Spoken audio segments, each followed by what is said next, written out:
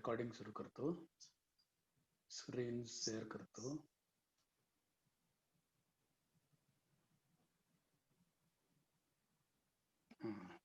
Screen दिसते आता?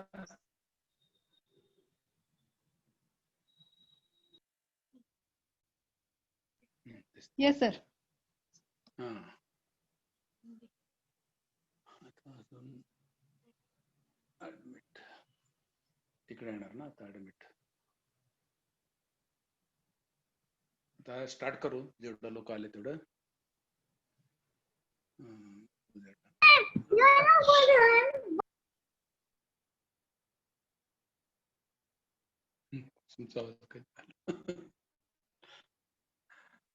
Hello, we'll start the meeting.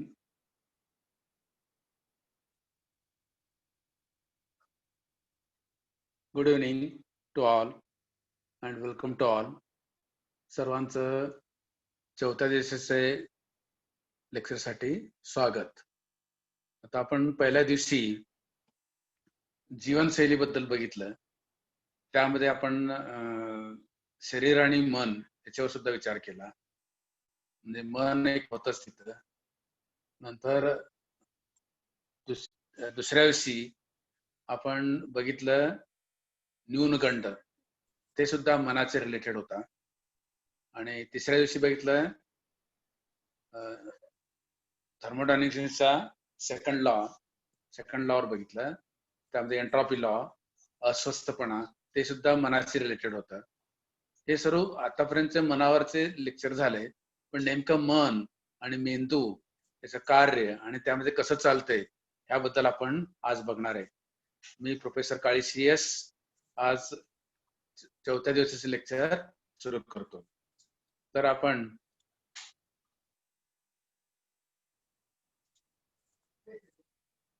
हे स्लाइड स्लो सुरू करतो. मी प्रोफेसर काळे CS. बाकी डिटेल्स आपल्याला माहिती आहेत. 45 वर्ष अनुभव आहे आणि बरेच डिझाईन केलेले. आता आजचा विषय जागृत मन व अर्धजागृत मन. मनामधला प्रकार. असे बरेच प्रकार आहेत, त्यापैकी हे दोन आपल्या आवश्यक आहेत म्हणून ह्याच्यावर आपण विचार करणार आहे. जागृत मन व अर्धजागृत मन. आता आपण मनाचं सर्व मनावर अवलंबून आहे. कारण मन ऍक्च्युअली कुठं आहे हे कुणाला माहिती नाहीच. कारण मन आपण म्हणतो मेंदूत आहे, काही जण म्हणतात मन हृदयात आहेत. आता माझा जो अभ्यास झालाय त्याच्यावर विचार करून मन हे शरीराच्या प्रत्येक सेलमध्ये आहे. कारण माणूस जन्मताना तो आई आणि वडील या दोघांचं जीन घेऊन येत असतो. आई आणि वडील या दोन सेल पासून एक सेल तयार झालं आणि त्या सेलमध्ये सर्व प्रोग्रामिंग आहे. त्या प्रोग्राम प्रमाणे इतर सेल तयार होतात. म्हणजे प्रत्येक सेलमध्ये सुद्धा त्याचा मनाचं काम चालूच आहे तिथं. पण त्याचा कंट्रोल कोणाकडे दिलेलं आहे? मेंदूकडे दिलेलं आहे. म्हणून आपण मन मेंदूमध्ये असं समजतो. पण भावना जे माणसाचे भावना आहेत ते हृदयापासून येतात असं समजलं जातं. कारण मेंदूमध्ये भावनाचं एवढं विशेष काम होत नाही. हृदयापासून भावना उत्पन्न होत असतात. आता ह्याच्याबद्दल डिटेल मला बोलता येतो, पण आता वेळ कमी असल्यामुळे टोटल त्याच्यावर मी बोलणार नाही. मनाचं काम कुठं आहे काय आहे याच्याबद्दल आपण विचार करू. मनाचं क्षमता फार भरपूर आहे. आपण बरेच वेळा मन एवढंच आहे तेवढंच आहे असा विचार करतो. पण मन हा संपूर्ण तुमचा जो आयुष्य आहे, जीवन आहे, त्यामध्ये बरेच बदल घडण्याची शक्यता आहे तिथं. पण त्याच्याबद्दल कामाबद्दल, त्या मनाच्या कामाबद्दल आणि त्याचं कंट्रोल कसं करायचं ह्याबद्दल कोणी जास्त विचार करत नाही. बाकीचे विचार करत असतो.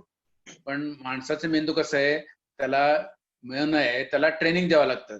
इतर प्राण्यांचं नाही, इनेट असतंय. ते जन्मापासून मरेपर्यंत त्यांचं ठराविक गोष्टी काम चालू असतात त्यांचं आणि ते काम करत असतात. पण मानवाचं मेंदू जे अनलिमिटेड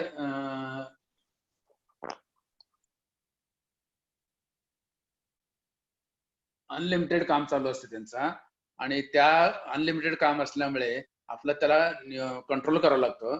कंट्रोल केल्यानंतरच आपल्याला ते मन व्यवस्थित काम करू शकतो. मग ते कसं असतंय त्याबद्दल आपण मनाचं ताकद क्षमता फार भरपूर आहे.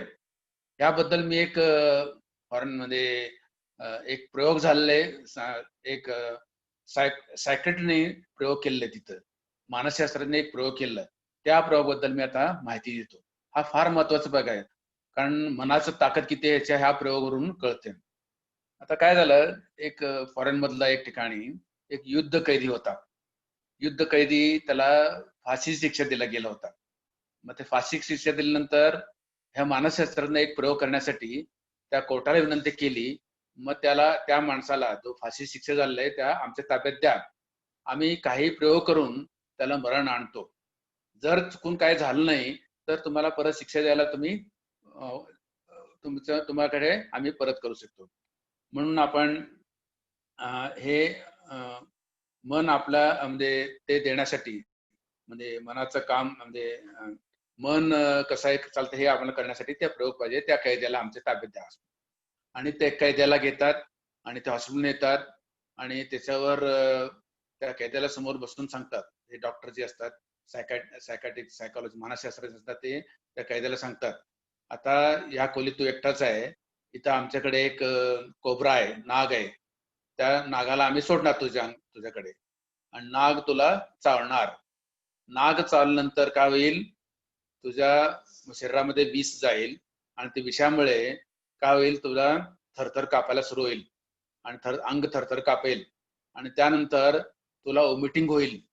वॉमिटिंग झाल्यानंतर टेम्परेचर वाढेल, तुझ्या शरीराचं टेम्परेचर वाढेल आणि ते टेम्परेचर वाढणार आणि त्यानंतर अस्वस्थपणा वाढणार आणि हळूहळू काय होईल, तुझा टेम्परेचर कमी होईल आणि सर्व अवयव थांबतील आणि तुझं मरण येईल.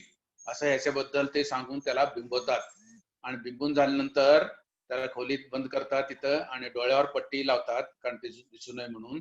आणि ऑब्झर्वेशन, ह्या सर्व मानसशास्त्रांचे ऑब्झर्वेशन सुरू असते आणि सुरू झाल्यानंतर आता म्हणतात थोड्या वेळाने ते तुझ्याकडे साप येईल, चावेल असं सांगतात त्याला. आणि ते साप, त्या पेशंटला साप चावल्याचं होतो, म्हणजे काहीतरी टोचल्यासारखं होत होतं शरीरावर एक ठिकाणी. म्हणजे त्याला माहित झालं की आता मला साप चावलेलं आहे. आणि थोड्या वेळाने काय झालं, त्याला अंग थरथर कापायला सुरू झालं, ते सांगितलं होतं तसं डॉक्टरनी, आणि अंग थरथर कापायला सुरू झालं आणि त्यानंतर त्या अंग थरथर कापायला सुरू झालं, त्याला वॉमिटिंग झालं आणि टेम्परेचर दिसायला लागला, टेम्परेचर वाढायला लागलं तिथं आणि सर्व जे डॉक्टरने सांगितलं सर्व लक्षण तिथे दिसायला लागलं आणि थोड्या वेळाने त्याचा टेम्परेचर कमी होत झाला, सर्व अवयव काम करण्यास थांब झाला, तो मरण पावला. मरण पावल्यानंतर आता ते सांगितलं त्याप्रमाणे झालं, पण इथं सापाने चावलं, विष अंगावर चढला, बाकी सर्व ते दिसलं तिथं. पण म्हणजे हे तुम्ही म्हणणार बरोबर आहे, वीज साप चावलं होतं त्यामुळे मरण आला, पण ऍक्च्युअली त्या शास्त्रज्ञांनी त्याला साप चावू दिलं नव्हतं. तिथं काय केलं होतं, साप चावल्यासारखं फक्त सुईने थोडं टोचल्यासारखं केलं होतं, म्हणजे साप चावल्याचा एक्सपिरियन्स त्याला दिलं होतं. ते साप ऍक्च्युअली चावलं नव्हतं इथं, फक्त एक्सपिरियन्स दिलं होतं. आणि त्या कैद्याच्या मनात सुरू झालं की मला साप चावलेलं, हे सर्व त्यांनी सांगितले त्याप्रमाणे सर्व त्याच्या मनात मनोस्वप्न सुरू झालं आणि सर्व ते साप चावल्यानंतर जी घटना होता त्या मनाने सर्व तयार केला आणि तो स्वतःनं मरला. आणि त्यानंतर त्या कैद्याच्या शरीरातलं रक्त तपासल्यानंतर असं आढळून आलं, ज्या सापाचं विष असतं त्या विषाचं अंश जे असतात, म्हणजे जे केमिकल असतात त्या शरीरामध्ये सापडले.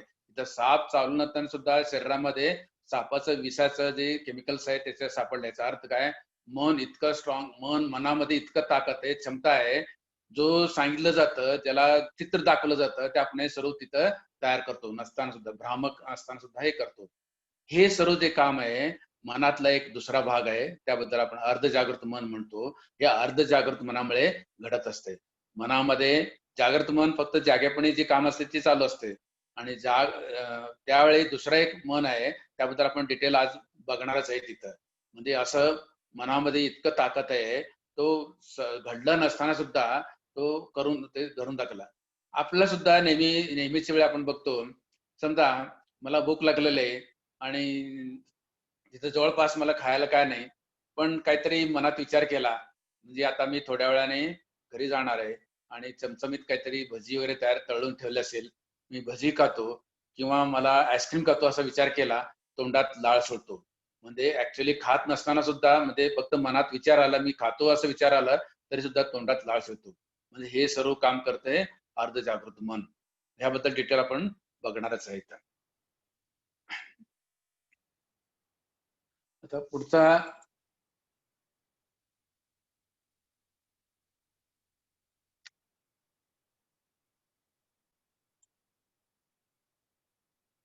मनाचं काम कसं चालतंय आपण बघितलं. आणि हे मन ज्यामध्ये ऍक्च्युली प्रकार 2-3 आहेत. ढोबळ मानने मनाचे 2 भाग केले जातात. जो दिसतो मन म्हणजे ज्याचं काम चालू आहे बाहेरचा ऍक्च्युली त्याला कॉन्शियस मन चेतन मन म्हणतात. आणि जे आणि तो तार्किक मन आहे आणि जाणीवेचे मन आहे. दुसरं जे मन आपल्याला बाहेरून दिसत नाही पण आतल्या बाजूला सर्व कंट्रोल करत असते त्याला सबकॉन्शियस माइंड किंवा अर्ध जागृत मन म्हणतात. अजून तिसरा चौथा आहेत पण आपण 2 मनाबद्दल विचार करू. सर्वसामान्य लोकांना चेतन मनाच्या स्तरावर जन्म घेतात, जगतात आणि मरतात. फार थोडे लोकांना ते अर्ध जागृत मनाचा उपयोग करतात आणि ते लोक जगमान्य होतात. म्हणजे हे फक्त 4% लोक, काल मी सांगितलं होतं 4% लोकच ते हे सर्व काम करू शकतात. बाकीचं हे वापर करत नाही तिथं. म्हणजे नेहमीप्रमाणे जन्म घेणे, जगणे आणि सर्वसामान्य म्हणून जगून नंतर मरणे एवढंच काम चालू असतं. पण काही लोकांना या अर्ध जागृत मनाचा मग सांगितलं ते की काही करू शकतो. त्याचं जर ताकद ओळखली, त्याची क्षमता काय ओळखली आणि तो कसं काम करतो जे ओळखले तर त्याच्यापासून आपण जीवन भरपूर बदल करू शकतो. जगामध्ये आपल्याला काहीतरी ठसा उमटून आपण मरण पाहू शकतो. पण पुढे जाऊन मी म्हणणारच आहे आपलं मरण कधी कसं काय हे सुद्धा या अर्ध जागृत मनाने ठरवता येतो. आज मी थोडक्यात त्याच्याबद्दल माहिती सांगणारच आहे आणि उद्या तो काम कसं करतो याच्याबद्दल मी ते काम कसं करून घ्यायचं हे उद्या आपण बघणार आहे. तर आता हे जे अर्ध जागृत मन आहे मनाचं काम कसं चालतंय हे स्पष्टीकरण होण्यासाठी म्हणजे ऍक्च्युली मन हा म्हणजे मेन केंद्र आहे असं आपण म्हणतो. त्याचं सर्व कंट्रोल कुठं आहे मेंदूत आहे. आता नवीन आधुनिक शास्त्राप्रमाणे ते काय सांगितलं जातं मनात एखादा विचार आला तर तिथं विद्युत लहरी तयार होतात. मनात विद्युत लहरी सिग्नल तयार होतात, इलेक्ट्रिक सिग्नल तयार होतात आणि ते सिग्नल प्रमाणे ते विचार त्या सिग्नल्स बाहेर पडतात. त्या सिग्नलचा वेग इतका आहे आपला नेहमीचा जो इलेक्ट्रोमॅग्नेटिक वेव्ह त्याच्यापेक्षा कितीतरी पटीने वेग आहे. मग आपण बघतो एखादा सहज बसलो मनात विचार आला काहीतरी आता दिल्लीत जाऊन काहीतरी बघून आला असेल. मी आता मनात डोळे बंद करून विचार केला मी दिल्लीतलं लाल किल्ला बघितलं. जर ते मनासमोर ते येतं म्हणजे एका फ्रॅक्शन ऑफ सेकंड मध्ये आपण दिल्लीत पोहोचू शकतो. म्हणजे इतकं फास्ट आहे ते मनाचा विचार तिथं पोहोचतो म्हणजे ते मन तिथपर्यंत पोहोचले असते एवढं स्पीड आहे तिथं.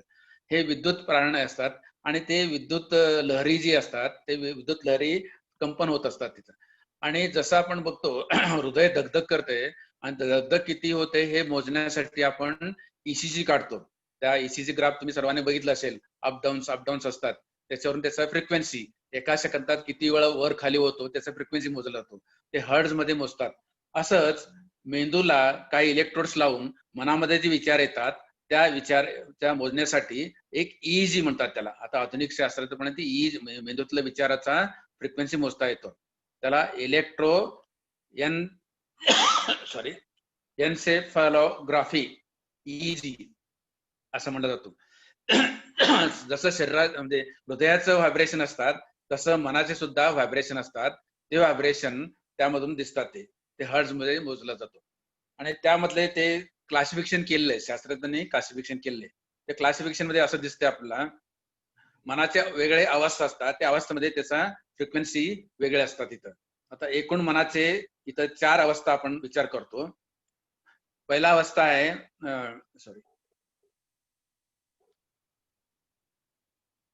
पहिला मनाची अवस्था 4 अवस्था आहेत म्हणजे वेगळ्या अवस्था असतात. अजून 5वा सुद्धा आहे तो आपण याच्यामध्ये घेत नाही तिथं. पहिला अवस्था आहे जागृत अवस्था म्हणजे आपण जागेपणी करतो. त्यावेळी जे मनाचं जे विचार असतात त्या विचाराचा कंपन वेगळ्या प्रकारे असतो. राग आला की जास्त फ्रिक्वेन्सी, थोडं शांत बसलं फ्रिक्वेन्सी कमी, नॉर्मल विचार करतो त्यावेळी फ्रिक्वेन्सी थोडं कमी, असं त्याचा फ्रिक्वेन्सी असते. म्हणजे व्हायब्रेशन्स म्हणजे कंपन ते अप्स अँड डाऊन्स असतात त्याचा व्हॅल्यू आहे साधारण 20 ते 40 हर्ट्ज एवढा. म्हणजे एका सेकंदात 20 वेळा वर खाली होतात किंवा मॅक्झिमम 40 वेळा वर खाली होतात. भरपूर टेन्शन आलं, ताण आलं, राग आलाय त्यावेळी तो 40 पर्यंत पोहोचतो. थोडं शांत आलं त्या फ्रिक्वेन्सी कमी होत जातो. नॉर्मल विचार करताना 20, 25, 22, 23 त्या वेळेचा विचाराचा जो प्रकार असेल त्याप्रमाणे त्याचं व्हायब्रेशन होतो. ह्या व्हायब्रेशनला बीटा असं नाव दिलंय. बीटा, अल्फा बीटा गॅमा असं तुम्हाला ग्रीक लेटर माहित आहे, त्यामध्ये बीटा फ्रिक्वेन्सी म्हणतात त्याला. 20 ते 40. दुसरा अवस्था जातो ध्यान अवस्था. त्या ध्यान अवस्थेमध्ये त्याचं फ्रिक्वेन्सी ध्यानात बसला किंवा आपण जागेपणापासून झोपेकडे जाताना किंवा झोपेतून जागेपड होताना ह्या कालावधीमध्ये सुद्धा हा अवस्था येतो, ध्यान अवस्था असते तिथं. त्याचा फ्रिक्वेन्सी 7 ते 14, 7 to 14 हर्ट्ज. त्याला अल्फा अवस्था म्हणतात. हा महत्वाचा अवस्था आहे. आपण याच्याबद्दल पुढे भरपूर बोलणार आहे. ध्यान अवस्था लक्षात ठेवा. जो धड जागा नाही, धड झोपे नाही, या दोन्हीचं मधला स्टेज असते त्याला बीटा अवस्था म्हणतात. त्याला बीटा अवस्था म्हणतात, सॉरी अल्फा अवस्था म्हणतात. त्याचा फ्रिक्वेन्सी 7 ते 14 हर्ट्ज. हा महत्वाचा आहे. जागृत मन सुद्धा ह्या अवस्थेमध्ये जाऊ शकतो थोड्या वेळ तिथं, पण त्यावेळी दुसरा फ्रिक्वेन्सी आहे 7 ते 14. त्याच्यापेक्षा जर फ्रिक्वेन्सी कमी झालं या मेंदूचा ईईजीचा, तर त्याला स्वप्नावस्था म्हणतात. ते थिटा म्हणतात. त्याचा 4 ते 7 अवस्था. 4 ते 7 झोपेत आपलं स्वप्न पडत असतात, पूर्ण झोप लागली नसते, स्वप्न पडत असताना, झोपेत स्वप्न पडत असताना तो अवस्था असते, ते 4 ते 7 हर्ट्ज पर्यंत असते. त्यानंतरचा अवस्था आहे कंप्लीट झोप, गाढ निद्रा म्हणतो आपण. कितीतरी हलवलं तरी माणूस उठत नाही. तो गाढ निद्रेत असेल तर त्यावेळी त्याचे फ्रिक्वेन्सीचे 0 ते 4 हर्ट्ज. पूर्ण गाढपणा झोपला असेल तर 0 पर्यंत येऊ शकतात तिथं. त्याला डेल्टा अवस्था म्हणतात. असं मनाचे अवस्था असतात. मनाच्या अवस्थेप्रमाणे त्याचा जो इलेक्ट्रिक व्हायब्रेशन तयार होतात, जे विचाराचं व्हायब्रेशन तयार होतात, ह्यामध्ये जाऊ शकतात. असं हे विचार जाऊ असतात. मग ह्यामधलं आपण पहिल्या 2 वर विचार करणार आहे. स्वप्नावस्था, निद्रावस्था आपल्या त्यावेळी काही काम होत नाही, तो झोपलेला असतो. पण जागृत अवस्था, अर्ध जागृत अवस्था हे महत्वाचं आहे. या दोन्हीच्या रिलेशन वरून जागृत मन आणि अर्ध जागृत मन असे 2 मनाबद्दल आपण विचार करतो. जागृत मन हे जागृत असताना आणि थोडं झोपेकडे जात असताना किंवा ज्यावेळी माणूस एकदम शांत ध्यान अवस्थेत बसतो त्यावेळी अर्ध जागृत मन लागू असतो. आणि नेहमी जागृत मन हे अर्ध जागृत मनाला अल्फा स्थितीत असताना आज्ञा देऊ शकतो. आणि ज्यावेळी ध्यान असते म्हणजे किंवा जागेपणापासून झोपेकडे जाताना अर्ध झोप असतो त्यावेळी हे सूचना देतो. म्हणजे त्यावेळी झोपताना आपण काय विचार करत असतो, त्या दरम्यान जर विचार व्यवस्थित त्या सिग्नल दिलं तर त्यावेळी त्या अर्ध जागृत मन काम करत असते. आणि अर्ध जागृत मन हे समजा एखादा जहाज आहे, जहाजवरचा कॅप्टन वर थांबून वेगळं बाहेर बघून तो सूचना देत असतो आणि खाली इंजिन चालक असतात ते त्यांना काय माहित नसते. जो कॅप्टन सांगेल त्याप्रमाणे ते जहाजाला वळत असतात, त्यांना बाहेरचं काय दिसत नसते. तसंच हे जागृत मन आपला मनाचा मनाचा तो कॅप्टन आहे आणि अर्ध जागृत मन आत चालवणारे हे इंजिन मधले ते सेवक आहे. तसं ते हे जागृत मन हा मनाचा एक भाग आहे आणि जो तर्कशास्त्र युक्तिवाद करतो त्यासाठी जो जबाबदार आहे. तो तर्क करू शकतो, युक्तिवाद करू शकतो, खरं खोटं सांगू शकतो, त्याला खरं खोटं करू शकतो, मजाक करू शकतो. हे बरेच त्याच्यामधलं आहे, पुढे आपण बघणारच आहे तिथं. आणि अर्धजागृत मन आहे तो सर्व क्रिया, हे सर्व अनैच्छिक क्रिया जी असतात म्हणजे आतल्या बाजूला आपण झोपेत असताना किंवा जागेपण असताना आतमध्ये पचन संस्था चालू आहे, श्वासोच्छ्वास चालू आहे, रक्ताभिसरण चालू आहे, हे जे सर्व काम चालू आहे याच्यावर मेन कंट्रोल असते अर्ध जागृत मनाचा. हे सर्व अनैच्छिक क्रिया असतात तिथं. जागृत मन आज्ञा करतो आणि अर्ध जागृत मन त्याचा पालन करतो. अर्ध जागृत मन हा ओबेडियंट सर्वंट आहे, तो त्याला स्वतःचा निर्णय घेता येत नाही, तो जी सांगितले काम करत असतो. आता ओबेडियंट सर्वंट जसं कम्प्युटरला आपण काहीतरी प्रोग्रामिंग व्यवस्थित केला आणि सूचना दिलं तर ते कितीतरी सर्व त्या प्रोग्राम पण आउटपुट बरोबर देतो. म्हणजे त्याला कम्प्युटरला स्वतःला काय कळत नाही. म्हणजे जर एकदा प्रोग्रामिंग व्यवस्थित जर झाला तर रिझल्ट तुम्हाला चांगला करू शकतो, पण अनलिमिटेड काम ते करू शकतो. तसं ह्या अर्ध जागृत मन त्याच्याकडे कॅपॅसिटी क्षमता इतका आहे, तो पाहिजे तेवढं काम करू शकतो. पण त्याला काम करण्यासाठी सूचना कोण देणार आहे, सुरुवातीला जागृत मन देणे. हे जागृत मनाने योग्य रीतीने आज्ञा दिलं तर ते अर्ध जागृत मन आपलं आज्ञा पालन करत असतो इथं. तर आपण बघितलंय ह्या अर्ध जागृत मन हे एवढं मी बोलतो. आता अर्ध जागृत मन म्हणजे ऍक्च्युअली हा अल्लाउद्दीन चिरागचा कथा तुम्हाला माहिती आहे, त्याच्याकडे एक चिराग असते. ते चिरागला घासलं तर त्याच्यातून जीन बाहेर येतो. जीन बाहेर आल्यानंतर काय म्हणतो तो, क्या हुक्म है मेरे आका, तो विचारतो मला सांगा तुम्ही मालक, तुम्हाला काय पाहिजे, मी सर्व आणून देईन. पण त्याला योग्य रीतीने सांगितलं तर तो आनंद देत असतो. मग त्याला सूचना देण्यासाठी विशिष्ट पद्धतीने सूचना द्यावं लागतं, तरच तो सर्व कार्य पूर्ण करू शकतो. त्याला जर वेग जर सांगितलं, काय अर्धवट काहीतरी सांगितलं, तर निश्चित त्याला सांगावं लागतो. निश्चित सांगितलं तर तो काम करतो. हे आपण त्या अलाउद्दीनच्या कथामध्ये बघितलंय. त्याप्रमाणे हा अलाउद्दीनचा चिराग मधला जो जीन आहे, जीन आपल्याकडे अवेलेबल आहे, तो आपल्या सर्वांमध्ये आहे. त्याला म्हणतात अर्धजागृत मन. पण तो सारखं तुम्हाला विचारत असतो, क्या हुक्म है आका, क्या हुक्म है आका. पण आका झोपलेलेच आहे, कारण त्याला माहितच नाही आपल्याकडे जीन आहे. तो काम करून घेत नाही. त्यामुळे सामान्य जीवन जगतो आणि मरून जातो. पण आज मी तुम्हाला ह्याबद्दल मी माहिती देणार आहे.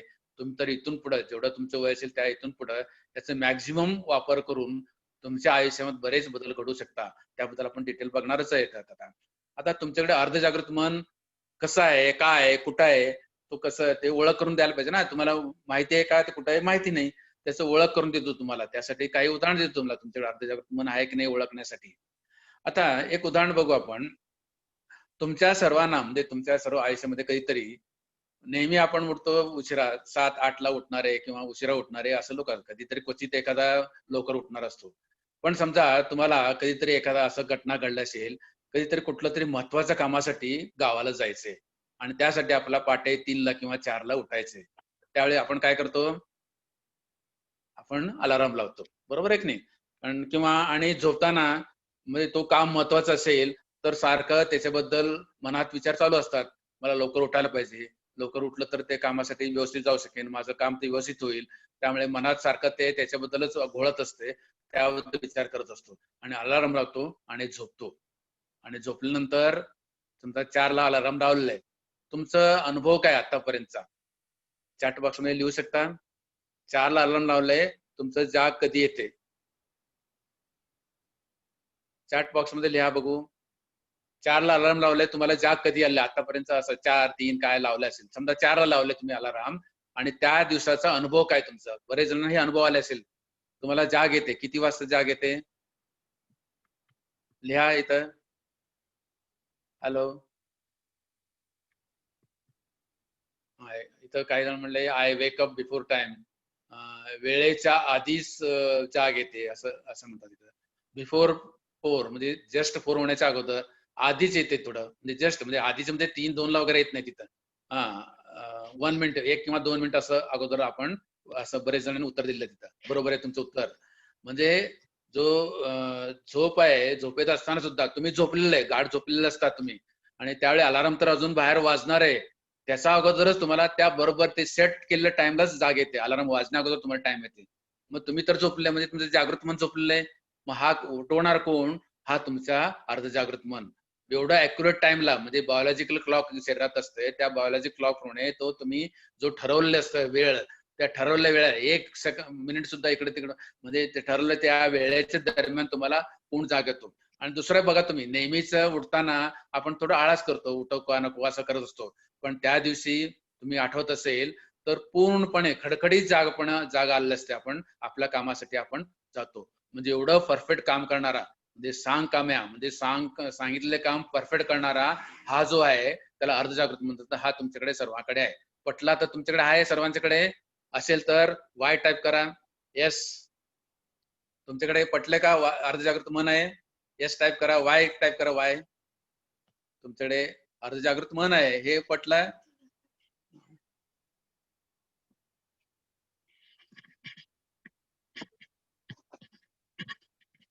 हॅलो, सर्वांनी वाय केले. डोक्यात चालू असते की आता वाजणार आहे, सो जाग आधीच येते, फक्त बॉडी उठले नसते. म्हणजे बरोबर आहे, इथं अर्धजागृत मनाला ते आपण सूचना दिलेली असते, त्यामुळे ते येत असते. म्हणजे तुमच्या सर्वांकडे अर्धजागृत मन आहे आणि त्या मनाप्रमाणे तुम्हाला तो काम करणार आहे. पण आता आपण जागृत मन आणि अर्धजागृत मधला डिफरन्स, जो काय डिफरन्स आहे त्याबद्दल आपण विचार करणार आहे तिथं. आता हे बघा, जागृत मन, सॉरी, जागृत मन आणि अर्धजागृत मन दोन्ही बाजूला दिसते ते तुम्हाला. जागृत मन हे वैयक्तिक आणि स्वतंत्र असण्याची जाणीव आहे तिथं. तो वैयक्तिक असतो. जागृत मन, दुसऱ्यांचं जागृत मन, आपलं जागृत मन वेगळं आहे. पण अर्ध जागृत मन हा वैश्विक आहे, युनिव्हर्सशी जगाशीच कनेक्टेड असतं तिथं, इतर जीवाशी त्याचा संबंध असल्याचं असतं तिथं. म्हणजे तो जगातला, आता आपण कॉम्प्युटरमध्ये आता गुगल सर्च वगैरे WWW वर्ल्ड वाईड ते नेटवर्क आहे ते कनेक्टेड असतं ना, ते जगातला कुठल्याही भागातला जो स्टोरेज असलेला माहिती आपण आपल्याकडे माहिती घेऊन, म्हणजे हे इंटरनेटने कनेक्टेड आहे तिथं. तसं अर्ध जागृत जगातला जेवढं माणसं आहेत त्या सर्वांचं अर्ध जग म्हणून एकमेकाला कनेक्टेड, इंटरनेट सारखं ते कनेक्टेड असतं इथं. आणि वैयक्तिक जे जागृत मन आहे आपल्या स्वतंत्र असते, स्वतंत्र असण्याची जाणीव असते इथं. इतर जीवाशी अर्ध जागृत मन कनेक्टेड आहे. हे समजण्यासाठी आपण हायर लेवलला जायला पाहिजे. आता सामान्य माणसाला हे मी जो म्हणतो ते पटणार नाही, कारण त्याला ते ऍक्च्युअली त्याचं उपयोग आहे, त्याचं नंतर आपण ते उद्या बघणार आहे, त्यामध्ये कळेल ते तुम्हाला तिथं. आणि जागृत मनाचं आपण मगाशी बघितलं, विचाराचं कंपन, विद्युत विचाराचं कंपन जे असते 20 ते 40 हर्ट्ज असते, म्हणजे बीटा स्टेज असते तिथं. आणि अर्ध जागृत मन हा नेहमी 7 ते 14 ह्या विचार कंपनावर असतो, अल्फा स्टेजला असतो. अल्फा स्टेजला असेल तरच तो काम करतो, नाहीतर काम करत नाही. अल्फा स्टेज जर आपलं जागृत मनाचं काम चालू असेल तर अर्ध जागृत मन सहसा त्याचा जो कंट्रोलच्या, त्याच्या जागृत मनाच्या कंट्रोलच्या पलीकडे जे अनैच्छिक क्रिया आहे तेवढंच त्याच्यावर कंट्रोल असतो, तो काम करत नाही. कारण तो अल्फा स्टेजमध्ये असेल तरच जागृत मनाकडून आज्ञा स्वीकारत असतो तिथं. आणि ह्या जागृत मनाचं कार्य काय आहे? भौतिक ध्येय आखणे, त्याचे नियोजन करणे, कृती ठरवणे, हे सर्व ध्येय ठरवणे, हे सर्व जागृत मन करत असते. अर्ध जागृत मन श्वासोच्छ्वास, पंचेंद्रिय कार्य, शरीरातलं जे अनैच्छिक कार्य आहे त्याच्यावर त्याचा कंट्रोल असतो इथं. आणि जागृत मनाचा कंट्रोल शक्ती आहे फक्त 10%. आपण आपलं आयुष्य जगतो, आतापर्यंत बरेच जण जे काम केले, अर्ध जागृत मनाचा 90% क्षमता असणारं काम आहे, पण त्याचा एवढं ताकद क्षमता आहे ह्याबद्दल आपल्याला ओळख कोणी दिली नाही, किंवा कुठं सिलेबस बद्दल नाही, किंवा जनरली आपल्याला माहित नाही. मी अलीकडे अभ्यास केलं, त्याच्यावर मला माहित झालं की हे जागृत मन 10% आहे आणि अर्ध जागृत मन 40%, 90% आहे तिथं. म्हणजे 90% क्षमता असणारा, पण त्याला स्वतःला निर्णय घेता येत नाही. हे सर्व कंट्रोल कोण करतो? आपलं आहे. त्या 10% वर आपण उड्या मारतो, मला येऊ येते तेव्हा येते, आणि आपलं जीवन जगतो आणि आपण संपतो. पण या 90% जर वापर केला जीवनात.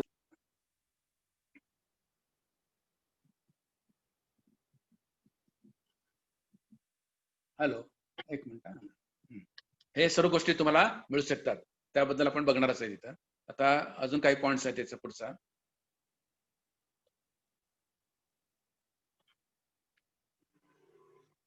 पुढचा डिफरन्स बघू आपण त्याचा, अर्ध जागृत मन आणि जागृत मनाचा. आता जो सामर्थ्य आहे, या जागृत मनाचं सामर्थ्य आहे फक्त मर्यादित ज्ञान आणि क्षमता आहे. तो तात्विक विचार करतो, कॅल्क्युलेटेड विचार करतो. एवढं झालं तर एवढं, तेवढं झालं तर तेवढं, आणि तुलना करत असतो इथं. अर्ध जागृत मन हे अमर्यादित ज्ञान आहे, त्याच्याकडे क्षमता आहे, आणि तो शब्दशः विचार करतो. म्हणजे जसं सांगितलं, समजा इथून जा तेवढंच विचार करणार, पण जागृत मन काय करणार? इथून निघालो, पुढे खड्डा आहे का काय त्याचा विचार करणार. हा अर्ध जागृत मन त्यावेळी विचार करणार नाही. चला खड्डा आहे काय नाही, याला जा म्हणून सांगितलंय, निघणार. म्हणजे शब्द जसं वाक्य सांगितलंय त्याप्रमाणे ते काम करत असते. त्याला पण ताकद भरपूर आहे, पण त्याला विचार करण्याची ताकद नाही, किंवा तुलना करण्याची ताकद नाही, निर्णय घेण्याची क्षमता नाही. फक्त तो जागृत मनाचा आज्ञा पाळत असतो, पण तो काम जे करणार परफेक्ट करणार. काम परफेक्ट करायचं आहे, पण त्याला स्वतःचा निर्णय घेता येत नाही. तो शब्दचा विचार करत असतो इथं. आपण अल्लाउद्दीन चिराग मधलं बघितलं, चिरागला काय सांगावं लागतं? चिराग मधला जो जीन आलाय त्याला काय सांगावं लागतं? मग जे व्यवस्थित पूर्णपणे योग्य शब्दाने सांगितलं तो काम करतो. तसा हा अर्ध जागृत मन योग्य रीतीने शब्द वापरताना योग्य वापरला तरच तो काम होतो. बरेच वेळा आपण ते करत नाही, त्यामुळे त्याचा वापर आपण करत नाही, असंच होत होतं. आणि जागृत मनाला स्थळ काळाचे बाधित येतो. फक्त त्याला वर्तमान काळ माहित असते तिथं. भूतकाळ भविष्यकाळ आहेतच, पण तो वर्तमान काळ सध्या दिसते तेवढंच. पण ह्या अर्ध जागृत मनाला स्थळ काळाचे बाधित नाही, तो तिन्ही काळामध्ये वावरत असतो. प्रत्येक वेळी तो तिन्ही काळामध्ये आपण जास्तीत वेळ वर्तमान काळामध्ये वावरत असतो. भूतकाळ आणि भविष्यकाळाचा विचार फक्त करतो इथं.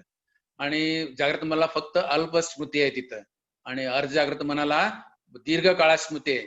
म्हणजे फक्त तसं म्हटलं तर आता त्याबद्दल काय थोडं वागा होईल, पण तो बरेच जीवन जे जगत असतात, वेगळे योनीमधून ते आले असं म्हणतात, त्याच्यामधलं सर्व भूत भविष्य सर्व माहिती असते ते. जागृत मन फक्त जागेपणे काम करत असतो, अर्ध जागृत मन 25/4 कार्यरत असतो, कधीच 24 आवर्स तो काम करत असते. मग हे काम चालू असतं तिचं अर्ध जागृत मनाचं. आता आपण बघितलं अर्ध जागृत मनासाठी मगाशी उदाहरण दिलं, लोणचे किंवा चिंताचे विचार केलं तर तोंडाला पाणी सुटते. आपले अंतर्मन बघू शकत नाही, पण त्याला दृश्य दाखवलं तो खरं मानतो. मग ते खरं असोत किंवा काल्पनिक, तो दृश्य सत्य मानून त्याची कल्पना करत असतो आणि तो स्वतः निर्णय घेत नाही. पण त्याच्याबरोबर एखादा कार्य सोपवलं, त्याला योग्य रीतीने सांगितलं तर तो काम करत असतो त्याप्रमाणे. समजा आता आता अर्ध जागृत मनाचा वापर कसं होतो, आता आपला एखादा आजार आहे, आजार म्हणजे समजा जाताना पायाला कुठेतरी लागलं, जखम झाल्यानंतर आपण त्याला औषधोपचार करतो. औषधाप्रमाणे त्याचा तो जखम भरवत असते. पण समजा माझ्या मनात सारखा विचार आलं, हे काय जखम हे बरोबर होणार नाही, हे लवकर बरं होणार नाही, हा जखम वाढणार, असं सारखा जर विचार करत असला, औषधाचा परिणाम होऊन सुद्धा तो जखम तुमचा भरून निघत नाही आणि जखम चिघळत जातो. म्हणजे हा जखमेचे उदाहरण. तसंच कुठलाही आजार, मला हे झालंय ते झालंय, हे सारखं जर तुम्ही आजाराबद्दल विचार करत आला, तो आजार कमी न होता ते वाढत जाते. मग त्यासाठी तुमच्या मनात ते विचार यायला पाहिजे, ते माझ्याकडे कुठलाही आजार नाही. त्याबद्दल आपण पुढे बघणार, उद्या बघणारच त्याबद्दल. असं म्हणजे हे अर्ध जागृत मन काम करत असतं इथं. म्हणजे इथं अर्ध जागृत मनला योग्य रीतीने सांगितलं तरच तो काम व्यवस्थित करतो. त्याला सूचना व्यवस्थित द्यावा लागतं तिथं. त्याच्या प्रचंड ताकद आहे, त्या ताकदीचा वापर आपण केलं तरच ते होऊ शकतो. तिथं अर्ध जागृत मन त्याचा वापर करू शकतो. आता आपल्या विचारानुसार आपली शारीरिक अवस्था तर बदलते, त्याबरोबर विचार आधारित असलेल्या सर्व गोष्टी जीवनात प्रकट होऊ लागतात. आजारपणाच्या मध्ये कधी कधी सकारात्मक विचाराने एखाद्याला जीवनदान मिळू शकतं, तर विचार नकारात्मक असेल तर परिवर्तन झाले असेल तर मृत्यू सुद्धा होऊ शकतो. आपण पहिल्या उदाहरणामध्ये बघितलंय, जो कैद्याचं उदाहरण बघितलं ना, तिथं स्वतःचा मृत्यू ओढून घेतला कारण साप चालू नसताना तर तो मेला. म्हणजे विचार जर त्या नकारात्मक असेल तर आपण त्यामध्ये आपलं अर्ध जागृत मन त्याप्रमाणे कार्य करत असतं. त्यावेळी आपण सावध असावं लागते. आवश्यकता आहे तर केवळ समज आणि सकारात्मक दृष्टिकोन, आशावादी विचार व शुद्ध भावना हे असेल तरच आपलं अर्ध जागृत मन काम करत असते. आणि तसेच आपल्या मनामध्ये काही बरेच ग्रहित असतात, पूर्वग्रह दूषित असतो. तिथं एखादा माणूस काहीतरी काम करून देणार असेल तर त्याच्याबद्दल पूर्वग्रह दूषित असेल, त्या माणसाकडून काम होणार नाही जर मनात असेल तर आपण ते मनामध्ये अर्ध जागृत मनामध्ये बसले असते, त्यामुळे तो तुमचं काम व्यवस्थित होणारच नाही तिथं. म्हणजे आपलं मान्यता मान्यता फार महत्वाचं आहे. मान्यता ग्रह हे फार महत्वाचं आहे. आता मान्यता ग्रह हे कसं तयार होतो हे विचार करू आपण इथं. म्हणजे एखादा स्लॅब टाकायचे, स्लॅब टाकण्यासाठी अगोदर काय करावं लागतं, पिलर उभारावं लागतं. पहिल्यांदा पिलर उभारलं, त्याच्यावर ते स्लॅब झालं. मग स्लॅब टाकल्यानंतर पिलर काढून टाकलं तर स्लॅब पडतो. पण इथं मान्यतावर तसं घडत नाही. तिथं समजा मान्यता हा स्लॅब सारखा आहे. ते पिलर म्हणजे एखादा माणूस आला, त्याच्या आपल्या बरोबर काहीतरी वाईट वागणूक दिला, त्याबद्दल एक पिलर तयार झाला, हा माणूस चांगला नाही. परत दुसऱ्यांदा भेटला, काहीतरी त्याने आपल्याला त्रास देईल असं गोष्टी बोलला किंवा काहीतरी काम केला, तर दुसरा खांब तयार होतो. असं प्रत्येक वेळी त्या माणसाबद्दल काही खांब तयार होतं. मग मनात एक तयार होतो, अवस्था मान्यता तयार होतो, हा माणूस चांगला नाही, मला त्रासदायक आहे, हा मान्यता तयार झाला. पुढं तो माणूस आल्यानंतर तो तसं वाईट वागो न वागो, तो माणूस दिसल्याबरोबर आपल्या मनात येते हा माणूस वाईट आहे. तसंच चांगला माणूस एखादा चांगला काम केलं तो चांगला, तो एखाद्या वेळी वाईट वागला तरी त्यावेळी आपण तो आपल्याला मान्यता बदलत नाही, त्यावेळी तसं राहतो असतो. हे मान्यता फार महत्वाचं आहे. हे अर्ध जागृत मनाचं काम करून घेण्यासाठी हे मान्यता फार महत्वाचं आहे. त्याबद्दल आपण पुढे विचार करणार आहे. आता हे आपण आतापर्यंत जागृत मन, अर्ध जागृत मन ह्याबद्दल विचार केले. सॉरी. तर आपल्या मनामध्ये भरपूर ताकद आहे. अल्लाउद्दीन चिराग मधला जीन आहे, तो जीन आपल्याकडे अवेलेबल आहे, पण त्याचा वापर आपण करत नाही कारण त्याबद्दल माहिती कुठे जास्त दिलं जात नाही. तो नेहमीप्रमाणे काम करत असतो. तो जीन आपल्या सारखाला विचारतो, ज्या आका क्या हुक्म है, क्या हुक्म है, आपण आका झोपलेले कारण त्याबद्दल माहिती नाही, म्हणून आपला प्रगती होत नाही. आणि प्रगती होत नाही म्हणून आपण दुसऱ्याला दोष देत असतो. माझ्या आयुष्यात असंच आहे, माझे आयुष्य असं आहे, मला देवाने असंच दिलंय, असं करत करत आपण जीवन कंटतो आणि त्रासदायक जीवन जगून आपण संपवतो. पण ऍक्च्युअली ह्या अर्धजागृत मनाचा वापर केला तर आपला भरपूर काम करू शकता. आपण बघितलं, मनाचा अवस्था 4 अवस्था आहेत. त्या अवस्थेमध्ये फ्रिक्वेन्सी जागृत मन 20 ते 40 मध्ये असतं. जास्त गडबड गोंधळ ताण असेल 40 पर्यंत जातं. थोडं मन शांत झालं तर 20 पर्यंत येते. आणि जर ध्यानानं बसला ते जर 20च्या खाली म्हणजे 14 ते 7 पर्यंत येतो त्यावेळी अल्फा अवस्था हा महत्वाचा आहे. या अर्धजागृत मनला जागृत करत असतो, त्याचं काम करून घेतो अल्फा अवस्था. झोपेचं आणि स्वप्नावस्था असतात 2, त्याबद्दल आपण बघितलंय. आणि जागृत मन, अर्धजागृत मन हे दोन्हीचा डिफरन्स आपण बघितलाय. जागृत मन हा मालक आहे, अर्धजागृत मन त्याचा ओबिडियंट सर्वंट आहे. हा मालकाने त्या सेवकाला योग्य रीतीने काम सांगितलं तर तो 100% काम करणार. पण इथं मे काय आहे, या मालकाला अर्धजागृत मना जे सेवक आहे ते सेवकाकडून काम कसं करून घ्यायचं हेच माहित नाही, कुठं सांगितलं जात नाही. आवश्यक आहे ऍक्च्युअली हे सर्व ठिकाणी सांगायला पाहिजे, याच्याबद्दल जास्त प्रचार व्हायला पाहिजे, सर्वांना माहिती व्हायला पाहिजे, तरच हे होऊ शकतो. म्हणून आपलं आता आज तर आपलं माहिती आहे हे अर्धजागृत मन आपल्याला जर काम करून घेतलं तर आपण जीवनात भरपूर पुढं जाऊ शकतो. आता टाइम संपत आलेला आहे. काही प्रश्न असेल तर विचार पटकन, कुणाला असेल तर. मी प्रश्न आहे, alpha music is for subconscious mind. हा, अल्फा म्युझिक हे सबकॉन्शियस माइंड, उद्या आपण बोलणार आहे त्याबद्दल. तो एक कॅटलिस्ट म्हणून काम करत असतो तिथं अल्फा म्युझिक. त्यास अजून प्रश्न असेल तर हा तर प्रश्न विचारा.